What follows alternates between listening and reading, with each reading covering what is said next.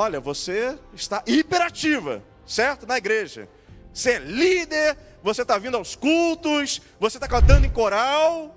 Que bênção! Está ouvindo bastante, replicando aquilo que você ouve, mas você não está praticando. Tudo precisa de equilíbrio. Isso é uma palavra-chave, porque não é só equilíbrio não, gente, porque a família é o nosso primeiro ministério. Aí a pessoa vai dizer o seguinte: ai meu Deus, eu servi tanto ao Senhor, mas o meu filho está perdido. Mas cadê você ensinando a criança no caminho que deve andar?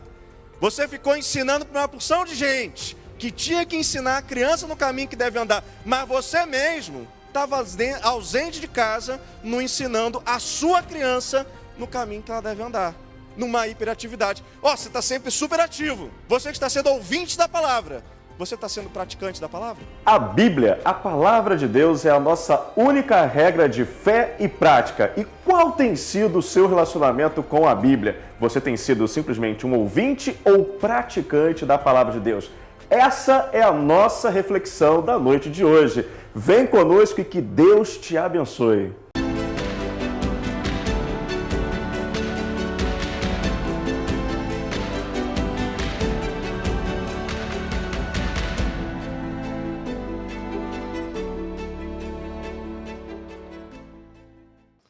Meus irmãos, é sempre uma alegria estar aqui para poder compartilhar a palavra do Senhor com os irmãos. Sou muito grato a Deus, sou muito grato ao nosso pastor de estar sempre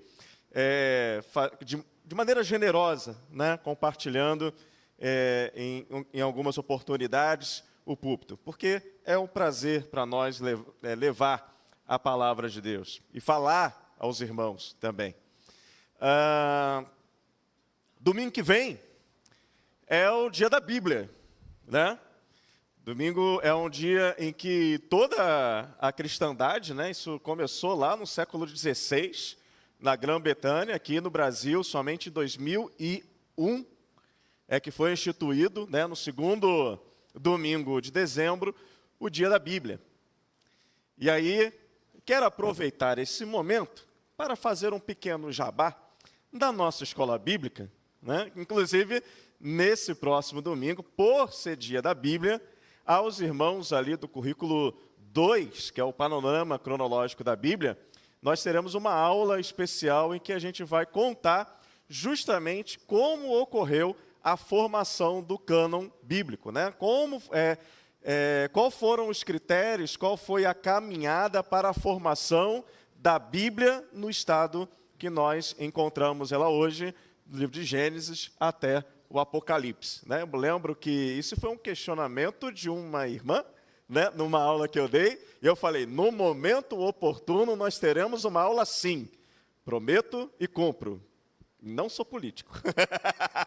Ou melhor, talvez por não ser é que eu cumpro. Pô, brincadeira, tá, gente?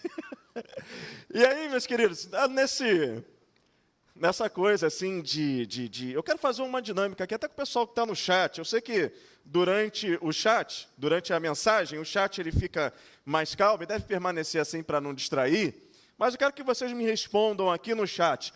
Qual é o livro da Bíblia que você mais gosta? Respondam aí no chat. E vocês aqui, qual o livro da Bíblia que vocês mais gostam? 2 Samuel. Quem? Não se esqueçam que esse pastor é meio surdo. Apocalipse, olha, top, eu também me amarrei em Apocalipse. Mas quem? Esther, Daniel, Isaías, Salmos, Provérbios, João, Hebreus é top também, Hebreus é top. João, grande João, não, Evangelho segundo João Gomes, ele prega bem. Efésios, pô, oi? Tito. O pessoal aqui do chat não respondeu, não. Ah, não, respondeu sim, eu atualizei aqui, ó. Atos, Romanos, Atos está ganhando. E Atos e Salmos aqui está bombando. Provérbios também entrou aqui.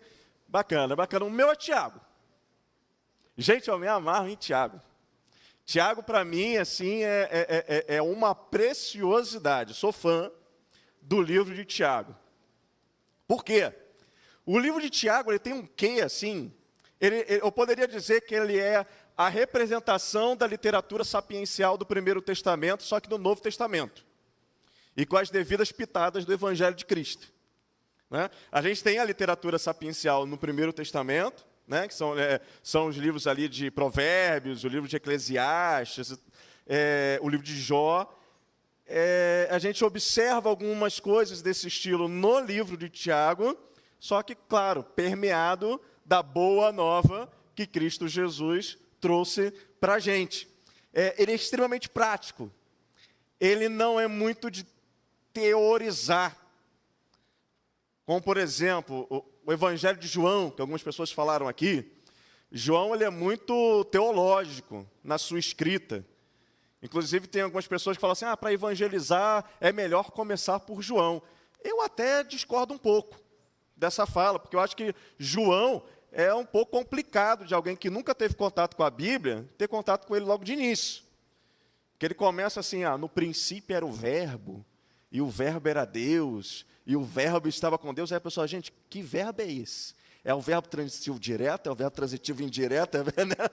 Que negócio é esse, né? Aí no versículo 14 diz que esse verbo se fez carne e habitou entre nós, e vimos a sua glória como a glória do unigênito do Pai, cheio de graça e verdade. Igual de Marcos, por exemplo, primeiro contato, né? Marcos, Jesus já nasce grande, porque não tem narrativa do Natal, e já é Jesus fazendo um milagre, já é chamando o discípulo, já é curando o pessoal, já é fazendo e acontecendo, mostrando a que veio.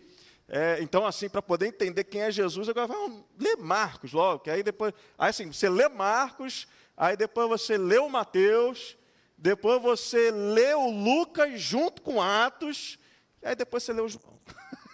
Porque aí, já depois com uma caminhada, né, de leitura, aí de repente você já consegue absorver algumas coisas que João vai falar. Né? Paulo também, às vezes ele trata com muita teologia, né? A carta aos Gálatas, a carta de Romanos, então, nem fala.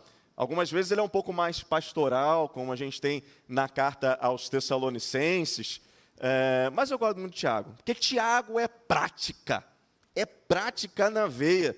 E interessante que a maneira como Tiago ensina lembra muito o irmão dele. Né? Quem é o irmão de Tiago? Jesus. A maioria dos biblistas eles vão concordar que o Tiago, escritor da carta de Tiago que nós temos aqui, é Tiago, irmão de Jesus, que não creu no ministério de Jesus durante o tempo em que Jesus esteve entre nós, mas que em algum momento ele reconheceu a Cristo como Messias. Aliás, eu acabei de fazer uma redundância, né? Reconhecer a Cristo como Messias. Por quê? Por que eu fiz uma redundância? Pastor de ensino, a gente faz isso, né? Quer fazer umas perguntas. Significa a mesma coisa, né? A palavra Cristo é uma palavra grega, Messias é a palavra em hebraico, significa no nosso bom português o quê? Ungido. Então, na verdade, Tiago reconheceu Jesus como o Messias, ele reconheceu seu irmão como Messias, inclusive foi um dos grandes líderes da primeira igreja batista de Jerusalém, né? Brincando. Mas na igreja ali de Jerusalém, ele foi um dos primeiros, né, pastores da igreja como um todo. Tiago. Por isso que eu quero convidar você a abrir, né, e entrar nesse clima de dia da Bíblia.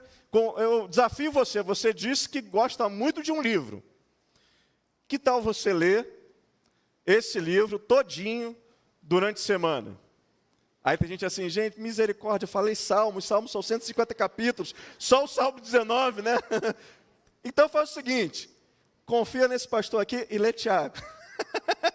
Combinado? Ou você leia Salmos, sei lá, né? vai, se autodesafia, né? Faça o que você achar, mas desafia, entra nesse clima aí e já leia, já faça esse trato com Deus aí, vê o que Deus tem para poder falar com você. Então, abra sua Bíblia na carta de Tiago, capítulo 1. Nós vamos ler os versos 19 até o 25. Diz assim a palavra do Senhor. Meus amados irmãos, tenham isso em mente. Sejam prontos para ouvir, tardios para falar e tardios para irar-se, pois a ira do homem não produz a justiça de Deus. Portanto, livrem-se de toda a impureza moral e da maldade que prevalece, e aceitem humildemente a palavra implantada em vocês, a qual é poderosa para salvá-los.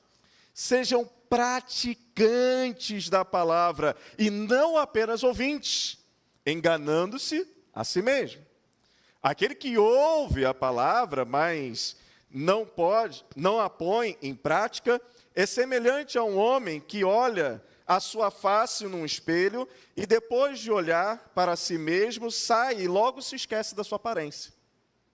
Mas o homem que observa atentamente a lei perfeita, que traz liberdade e persevera na prática dessa lei, não esquecendo o que ouviu, mas praticando, será feliz naquilo que fizer. Vamos orar a Deus mais uma vez? Santo Deus, nós te pedimos, Senhor, pelo poder do teu Santo Espírito. Senhor, primeiramente, que tu possa, Senhor, derramar essa porção dobrada sobre mim, Senhor, na comunicação da tua palavra. Mas também, Senhor, derrame sobre os meus irmãos, de maneira, Senhor, que a palavra possa encontrar acolhida em seus corações e promover, Senhor, a transformação que cada um aqui necessita passar. Nós assim oramos e desde já te agradecemos, porque nós oramos no nome santo de nosso Senhor e Salvador Jesus Cristo. Amém e amém. Louvado seja o nosso Deus. A primeira coisa que eu acho interessante nesse texto aqui de Tiago, meu grande amigo Tiago, é que ele chama a atenção da nossa capacidade de fazer besteira. A gente tem um talento especial para fazer besteira. E aí ele já começa esse trechinho dizendo assim, ó, meus irmãos, tenham isso em mente. Sejam prontos para ouvir, tardios para falar, mais tardios ainda para irar. Pois a ira do homem não produz justiça de Deus. Interessante que nós temos aqui 3 ações nesse trechinho: o ouvir, o falar e o irar. E aí vamos fazer um exercício aqui. Qual é a ação que pode ser classificada como uma ação passiva? Ouvir, falar ou irar? Ouvir. Né? Quando você ouve, você está numa postura passiva. Então, quais são as ações que eu posso classificar como ações ativas? Falar e o irar. Que interessante. E aí eu faço a seguinte pergunta: quem aqui já não falou besteira, né? Porque tinha a informação incompleta, porque não deixou o outro com quem estava discutindo terminar de falar? Vamos lá, como a gente está em Tiago 5,16 é confessar os pecados uns para os outros, né? Então vamos lá, quem é que já pagou esse mico? Ô Jesus, é ola, gente? Não, é amanhã que é o jogo. O pessoal está fazendo ola aqui, não está entendendo, né?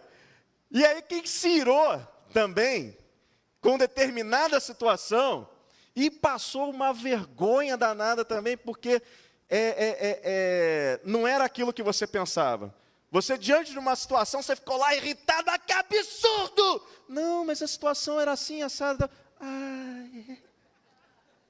Quem já passou por isso? Lá, outra ola, outra ola. Que coisa maravilhosa, né? Esse é o espírito de Tiago. Vamos confessar os pecados dos outros, né? Vamos se arrepender dos pecados também. Porque é um negócio bacana de fazer, né? Porque assim, quando a gente vai e se guia por aquilo que passa pela nossa cabeça, é isso que vai acontecer. A gente vai fazer besteira. Sabe quem ensina isso para a gente também? Salmo 23. Vocês perceberam um detalhezinho no Salmo 23? O Senhor é meu pastor e nada me faltará. E aí você tem assim: guia-me pelos pastos. Não, faz-me deitar nos pastos, guia-me pela vereda da justiça, né? E aí é sempre assim, quando a coisa está sendo feita pelo pastor em direção à ovelha, né? Enquanto ela está se abrindo ali, e numa atitude passiva, ela se abre aos cuidados do pastor, é só coisa boa. Quando começa, digamos assim, a treta do Salmo 23? Ainda que eu ande pelo vale da sombra da morte. Ou seja, quando eu tomo as rédeas da minha vida, eu faço o quê? Besteira. E caminho para o vale da sombra da morte. Enquanto eu me deixo aos cuidados desse pastor, eu sou beneficiado. Mas como eu tomo as rédeas da minha vida, aí problema acontece e eu corro o risco de andar pelo vale da sombra da morte. É isso. Tiago, então, ele vai apontar para esse aspecto, que a gente tem uma capacidade enorme de falar besteira. Principalmente no tal do falar e principalmente no tal de se irritar. Inclusive, eu falei aqui que ele é uma representação, né? Ele tem traços da literatura sapiencial do Primeiro Testamento. E Provérbios fala o quê? Falar antes de ouvir é estultícia e vergonha. Aí você me perdoe, porque assim, eu fui criado numa igreja, era João Ferreira de Almeida. Certamente tem uma palavra muito mais bonita hoje, a tradução mais moderna, para a palavra estultícia, né? Mas estultícia é uma palavra muito bonitinha para poder significar burrice. Então, na tradução da linguagem de agora, né, realizada pelo pastor Pedro, seria: falar antes de ouvir é burrice e pagação de mico. É isso que o Salomão está nos escrevendo. E também concordando com Tiago está o profeta Isaías, que lá no capítulo 64, no versículo 6, ele vai declarar o seguinte: somos como impuros, todos nós. Todos os nossos atos de justiça são como um trapo imundo. Murchamos como folha, e como vento, nossas iniquidades nos levam para longe. Olha só a situação com que se encontra a nossa pessoa. Vai trocar o microfone? Estou vendo a movimentação, então eu vou, né?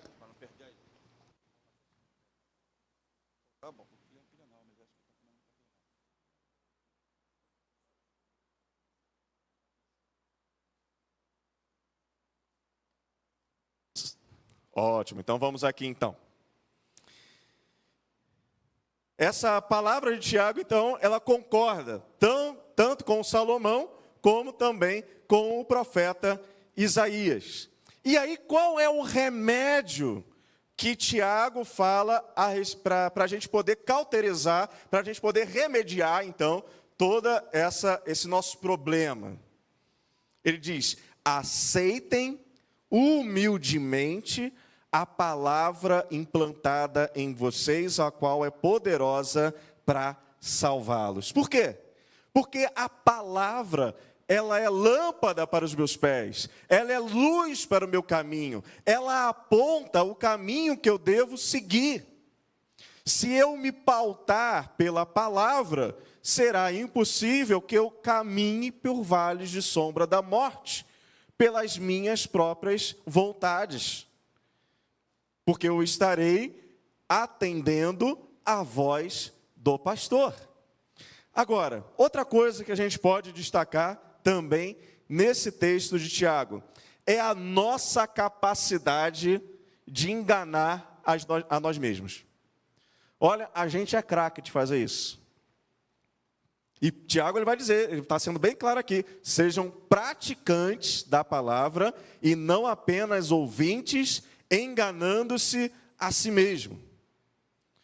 Olha, seria cômico se não fosse trágico. É aquela menina que está querendo casar com o rapaz. E aí ela não sabe se ela casa ou não com o rapaz. Aí você fala assim, tá, mas quem é esse rapaz? Ah, ele me trata como uma princesa. Ah, que bacana. Ele tem um problema, ele bate na mãe. Mas ele me trata como uma princesa. Não, ele bebe, ele fuma. Sábado, eu fico doida para a gente poder sair, mas ele gosta de jogar futebol. Mas ele vai mudar, porque ele é uma pessoa boa por dentro. E aí eu vou casar com esse camarada. Né? Aliás, é uma grande besteira, né? Que rola muito nessa questão do casamento. É a mulher casar achando que o homem vai mudar, e o homem casar achando que a mulher não vai mudar. Rola sempre essa equivocada expectativa. Mas a pessoa vai e se engana a si mesmo e encara um casamento notoriamente não dirigido pelo Senhor. Também tem outros camaradas aí, né, que estão felizes nesse tempo, porque o time deles saiu da Série B e foi para a Série A. E aí eles estão aqui agora se enganando, dizendo assim, 2023 vai ser diferente. 2023 será como 1998. E nós teremos então a tríplice coroa. Pastor Sérgio, eu não sei porque que o pastor Sérgio aqui está se manifestando, mas Deus te abençoe, pastor Sérgio, né, na sua cruz de Malta, assim como abençoe também a todos os cruzeirenses, a todos os torcedores também do Bahia, né, que está retornando agora. São pessoas que estão enganando a si mesmo. Apesar de toda a história da caminhada desses clubes, a gente precisa tomar cuidado, que a gente tem uma capacidade enorme. Hoje, na escola bíblica, do currículo 1, a gente tratou sobre arrependimento. E Tiago, nesse capítulo, ele fala justamente da dinâmica de como se concebe o pecado. Eu fico imaginando Tiago recebendo um membro da igreja de Jerusalém no gabinete. Tiago vai receber agora um indivíduo. Você imagina junto comigo, você vai fazer esse exercício. O pessoal da galeria aí também vai imaginar comigo. Tiago recebendo um fulano no gabinete. E aí o fulaninho, vamos dar um nomezinho para ele para poder ficar Juquinha. Pronto, Juquinha chegou lá, disse assim, pastor Tiago, você não sabe, Deus me tentou e eu caí. E fiz besteira. Aí Tiago vira para esse irmão abençoado e fala assim, meu caro, porque Tiago ele fala igual a mim, entendeu? Fala assim, meu caro, tá brincando? Meu caro, quando alguém for tentado, versículo 13 do capítulo 1 que nós estamos aqui, jamais deverá dizer, estou sendo tentado por Deus, pois Deus não pode ser tentado pelo mal e a ninguém tenta. Aí o Juquinha, ele vai dizer o seguinte, não, então, pastor, realmente não foi Deus não, mas tu sabe como é que é o diabo, né? O diabo é sujo, ele me tentou e eu caí. Aí o Tiago, ele dá aquela respiradinha, para ver se vem até mais Espírito Santo, né, assim, no pulmão, aí fala assim, meu irmão, cada um, aí é o versículo 14, esse é o registro de um gabinete pastoral que Tiago fez, ele registrou na carta dele, ele diz, cada um, porém, é tentado pela própria cobiça, e sendo por essa arrastado e seduzido, então a cobiça, tendo engravidado, dá a luz ao pecado, e o pecado, após ter se consumado, gera a morte. Aliás, é muito interessante, né? Quem estudou hoje na escola bíblica, no currículo 1, percebeu qual é a linguagem que Tiago vai usar nesse texto. Porque a palavra cobiça é epidímia. E a palavra pecado é amártia. Então, Tiago, ele faz aqui um jogo de palavras que parece a sedução de uma mulher em direção ao homem. Quer ver? Eu vou ler agora com esses nomes no grego. Olha como é que vai fazer um sentido assim interessante. Cada um, porém, é tentado pela epidímia. Essa epidímia, essa mulher não presta não. Sendo por essa, arrastado e seduzido. Então a epidímia, tendo engravidado, dá à luz a Amártia. Amor, não pega esse nome não, tá? Esse nome é ruim. Dá à luz a Amártia. E a Amártia, após ter consumado, gera a morte. Porque, afinal de contas, o salário do pecado é a morte. Ou seja, a gente fica se enganando, colocando a culpa em terceiros, como o bom Homer Simpson, né? A culpa é minha, eu coloco ela em quem eu quiser. Né? A filosofia segundo Homer Simpson, dos Simpsons, ele fala isso. E aí a gente vai se enganando. E o auto-engano tenta colocar a nossa responsabilidade em terceiros. E aí o final do gabinete de Tiago com relação ao Juquinha, fala assim, meu irmão, não foi Deus, não foi nem o diabo. Foi você que já estava de olho nesse negócio aí, e por isso que você errou. E você caiu nessa tentação. E agora estamos diante dessas nossas habilidades, muito entre aspas, né, de se auto-enganar e de fazer besteira. Como remediar isso tudo? O spoiler já está no versículo 21 que nós lemos. Aceitando a palavra que nós recebemos. Mas também esse spoiler está no versículo que diz que nós devemos ser praticantes. Versículo 22. Sejam praticantes da palavra e não apenas ouvintes. Por que eu preciso ser praticante da palavra? Aliás, no Brasil tem isso, né? A pessoa diz assim, você é o quê? Eu sou católico, só que eu sou um católico não praticante.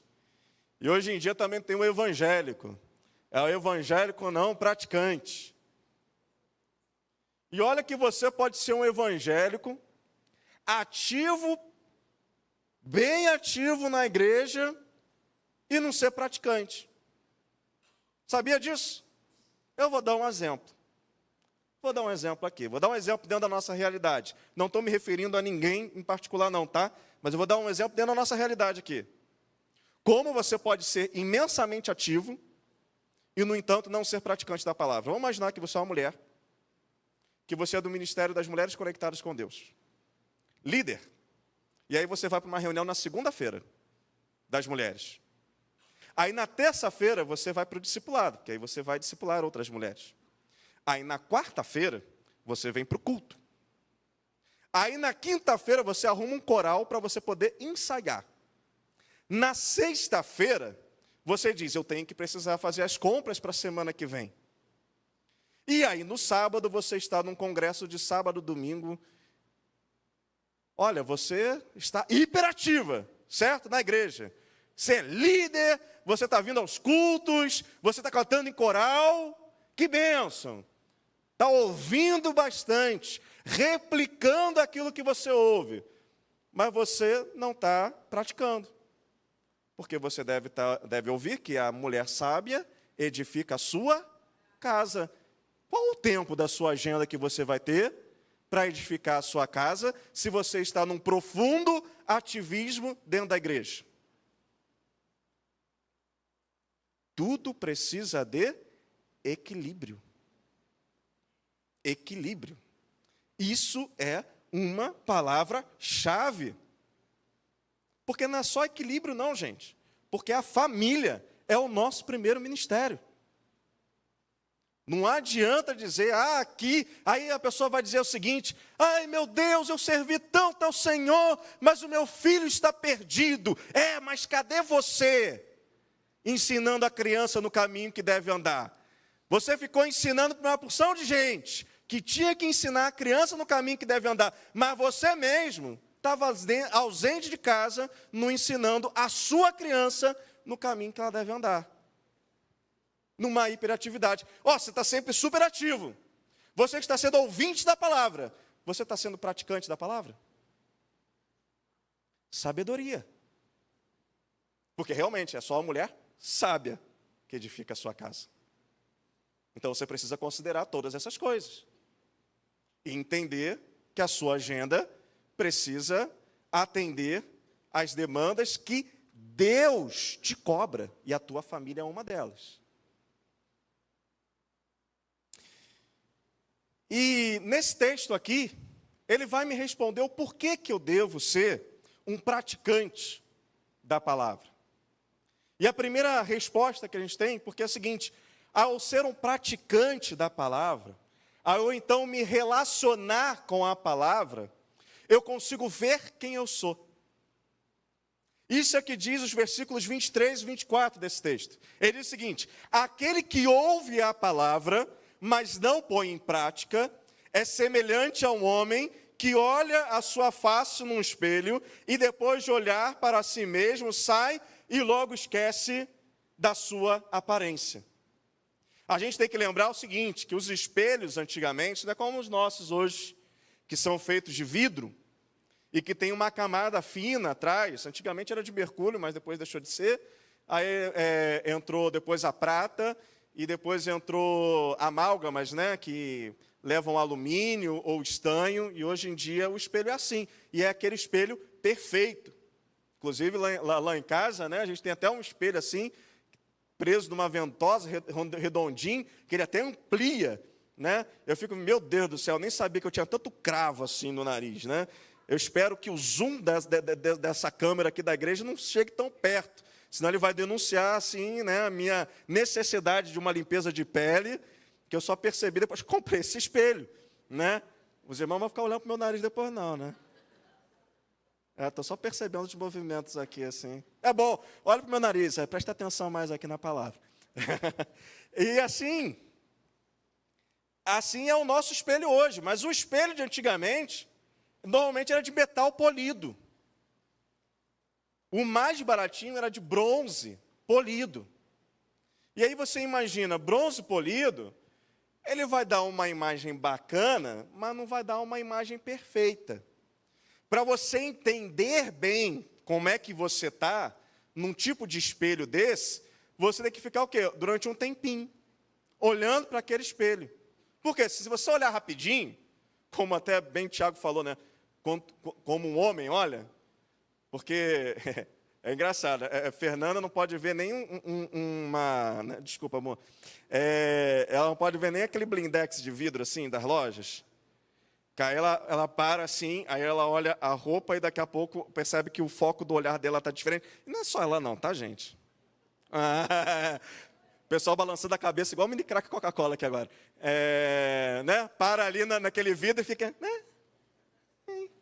Né? Mulher demora mais. Mas imagina assim, como um homem que olha um espelho dessa qualidade, olhando rápido. Ele vai olhar, vai embora... E como ele olhou rapidinho, ele já esquece. A palavra de Deus precisa ter relacionamento. Precisa ser dedicado tempo de qualidade no relacionamento com a palavra de Deus. Eu estava lembrando agora com a Fernanda, antes da gente subir aqui, quando eu tive 13 anos de idade, inclusive foi um presente de Natal que eu pedi para os meus pais. Aí vocês ficam dizendo assim, o pastor é nerd. Sou um pouco. Eu pedi para o meu pai e para minha mãe, quando eu tinha 13 anos de idade, uma enciclopédia bíblica O.S. Boyer e uma chave bíblica de Natal. Presente de Natal, de 1997. Aí os irmãos agora fazem as contas de quantos anos eu tenho, né? 39. E aí eu lembro de, assim quando você vira a O.S. Boyer, a minha é aquela de capa dura, vinho, né? Aquela bem antiga, agora tem uma que é bonitona, cheia de ilustração colorida. A minha era uma preto e branco, estranho, a letra parecia que era datilografada. Não era datilografada, mas parecia ser. Aí você virava assim, tinha um velhinho. Quem é que tem o O.S. Boyer, lembra do velhinho? Logo nas primeiras páginas, assim, quando você vira, tem um velhinho, que é um indiano, e aí está aquele texto. Ó, quanto eu amo a tua lei. Ela é minha meditação o dia inteiro. Um versículo do Salmo 119, se eu não me engano, versículo 97, alguma coisa assim, né? A palavra de Deus, ela precisa ter esse tratamento de qualidade para relacionamento. Porque é na palavra de Deus que eu tenho um espelho para me ver. E o irmão mais velho de Tiago, digamos assim, ele falou algo muito semelhante ao seu irmão mais novo.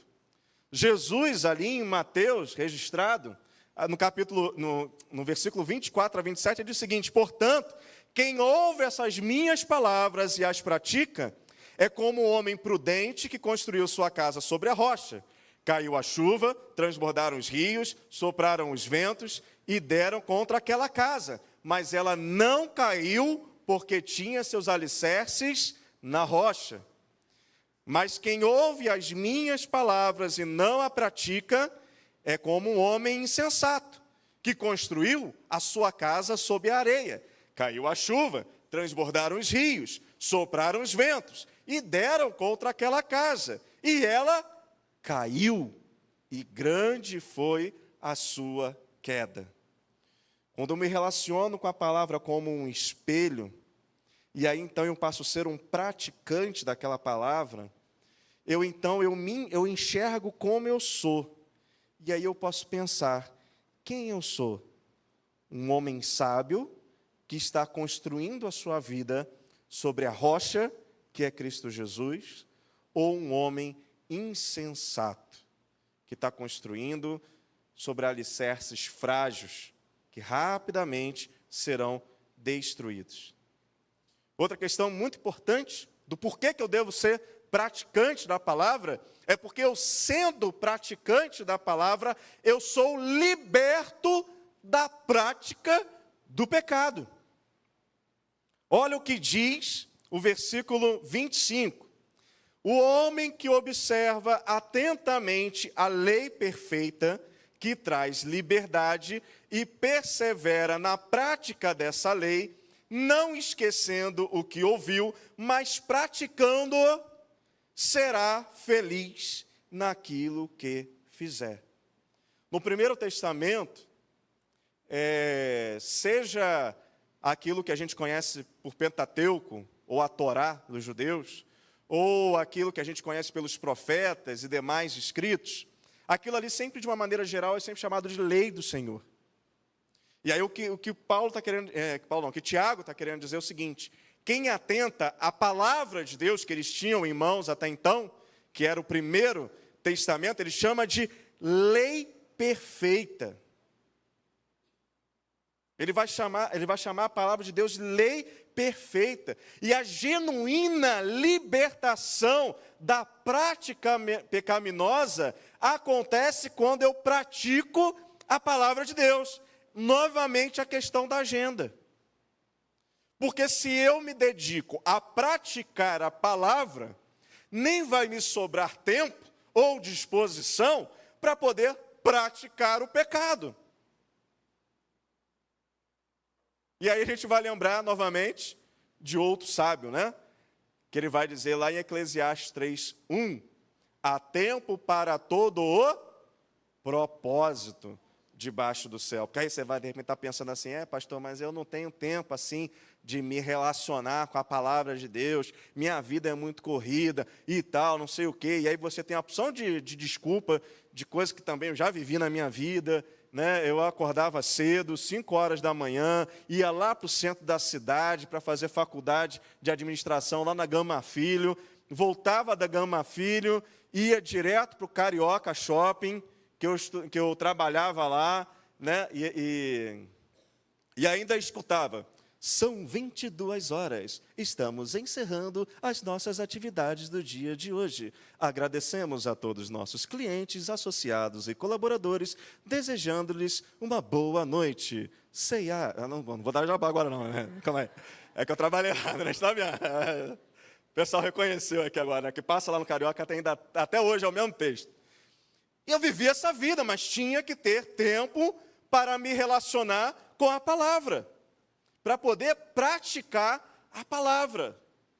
E a coisa que eu fico mais feliz é com o testemunho de colegas meus de trabalho que tinham a respeito de mim, que viam em mim uma pessoa diferente. Por quê?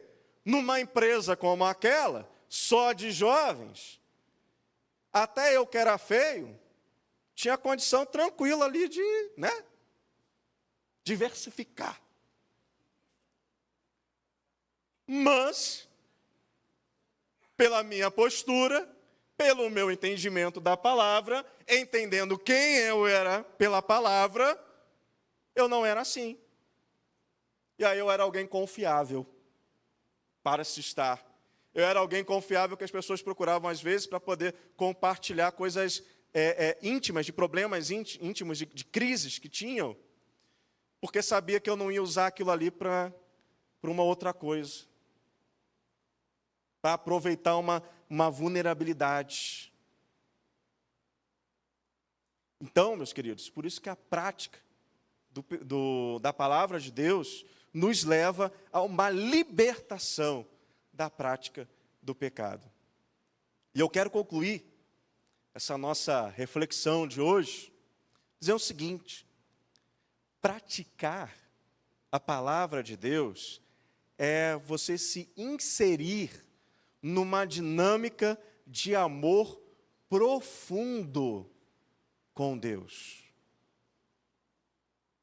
Olha que interessante que Deus fala ao seu povo, registrado lá em Deuteronômio 5, versículo 10. Ele diz o seguinte: porém, eu sou bondoso para aqueles que me amam e obedecem os meus mandamentos, e abençoo os seus descendentes por milhares de gerações. Percebe-se aqui por esse texto que quem ama a Deus é aquele que guarda os seus mandamentos. O que é guardar? Às vezes a palavra de Deus usa essas duas expressões, guardar e observar. Isso não é só ficar de olho, ou guardar, botar dentro de uma caixa, mas justamente significa praticar, observar, tipo assim, eu não vou fazer isso, mas eu vou fazer aquilo porque eu sigo a lei perfeita de Deus. E aquele que ama, por aquilo que está aqui no Deuteronômio, é aquele que guarda os mandamentos. E aí você tem Jesus, o próprio Deus encarnado, falando então agora ao povo da nova aliança do seu sangue. Ele diz o seguinte: a pessoa que aceita, olha a palavra, a mesma palavra utilizada pelo Tiago, aceitar a palavra, aquele que aceita e obedece aos meus mandamentos, prova que me ama. E a pessoa que me ama será amada pelo meu Pai. E eu também a amarei e lhe mostrarei quem sou. Olha que coisa fantástica. Hoje, nessa noite, nós temos esse convite todo especial da parte de Deus, de buscar esse relacionamento profundo com a palavra revelada a nós, de maneira que a gente não seja apenas ouvinte, não estejamos aqui só numa postura de receber, mas também de entregar uma prática alinhada com a palavra de Deus, de maneira que a gente possa saber e ter a plena consciência de quem nós somos, enquanto filho de Deus, das nossas responsabilidades e da nossa postura diante de todos que nos cercam. Praticar de maneira que eu possa me libertar de práticas pecaminosas que eu ainda possa estar cultivando. Hoje é dia de libertação, meus irmãos, pelo poder transformador da palavra de Deus. E dia de ter uma decisão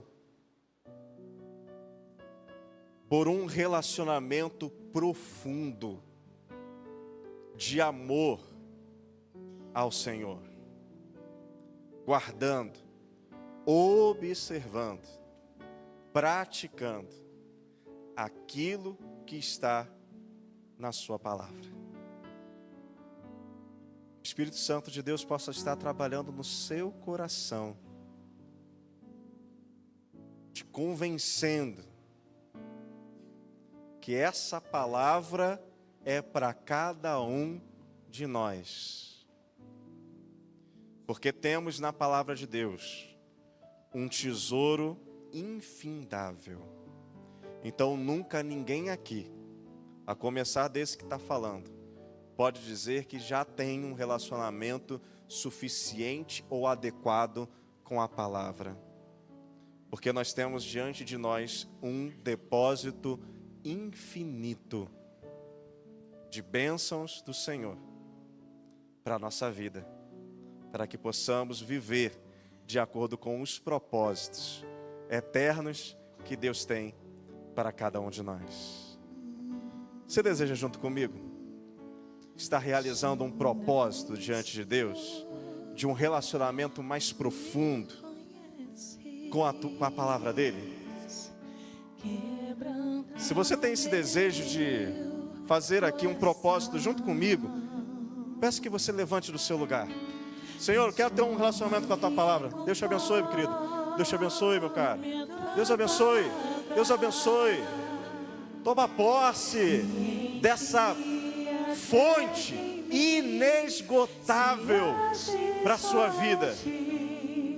Palavra que cura, palavra que liberta, palavra que salva, palavra que transforma.